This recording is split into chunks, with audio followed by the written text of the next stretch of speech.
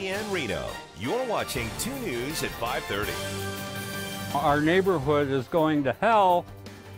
Sun Valley residents fed up with the mess on Quartz Lane. What action the county is taking tops 2 News at 5:30. Washoe County officially declared the unsightly clutter along Quartz Lane a public nuisance. I'm Landon Miller. And I'm Kristen Remington. Officials tell us this declaration isn't something that happens often. Elizabeth Olvera joins us now live on Quartz Lane. And Liz, you first told us about this back in October. Does it mean that all that junk behind you will be gone soon? Well, Kristen, likely not anytime soon, and that's because county officials tell me that the process going forward is a little bit of a nuisance itself.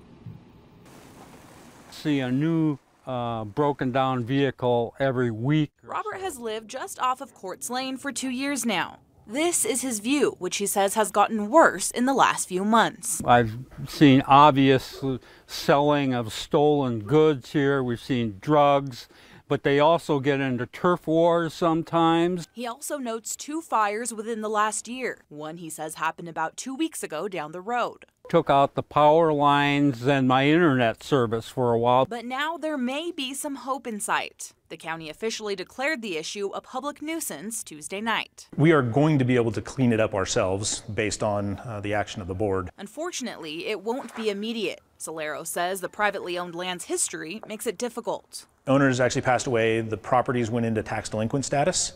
The treasurer comes in then and is the trustee of those properties. However, those properties always belonged to the same owners. The public thought that we owned the property and we just didn't want to deal with it, so we gave it back to some, deceased people. That's not the case. So now the county has some red tape to go through before taking action. To try and notify anybody that may have any interest in this property and work through that process. If we can't get in touch with them, then we will abate it. At that point, Solero says they have a few options, including taking the issue to court or using funds to clean it up themselves. So we've identified some funds, trying, again, not to utilize taxpayer money. Then they'll attach that cost to the land. So if and when it is bought or picked up, that cleanup fee is included. In the meantime, the residents here are left dealing with this literal mess. It's just a big pain in the neck. Now, back in October, more than 75 residents signed and took a petition to Washoe County to get this road cleaned up. Now, Solero tells me that petition did help since staff didn't have a clear path to follow outside of just their administrative process without it. Covering the big story live, Elizabeth Olvera, 2 News.